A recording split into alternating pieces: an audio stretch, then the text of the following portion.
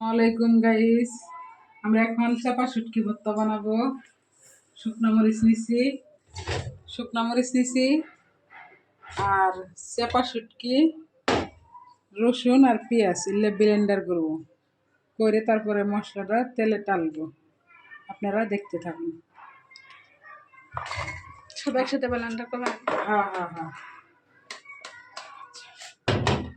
আগে আমি শুটকি দিয়ে দেবো, তারপরে এগুলো সব একখানে ব্লেন্ডার করবো।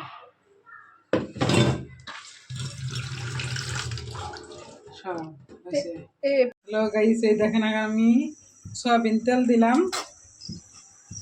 দিয়ে এখন আমি মশলাটা দিয়ে দিব। তেল কি কম হয়েছে? একটু তেল দেন। তেল কম হয়েছে, আর একটু দেন।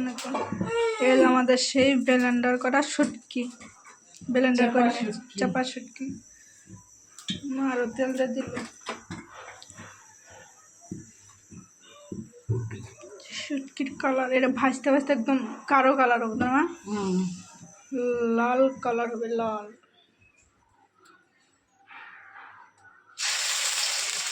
আমি এখন মশলাটা দিয়ে দিলাম। শুটকি ব্লেন্ডার করছি, পেঁয়াজ আর রসুন, মরিচ,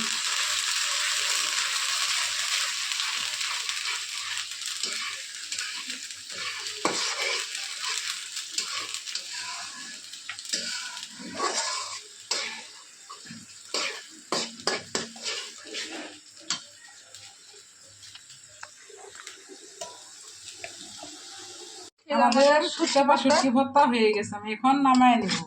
এই দেখেন, আমরা এটা পিঠা দেখাবো, চিতই পিঠা দেখাবো। আচ্ছা, এই বক্স মধ্যে বানা। হ্যাঁ, ওদের পিঠা খেতেছি, চিতই পিঠা।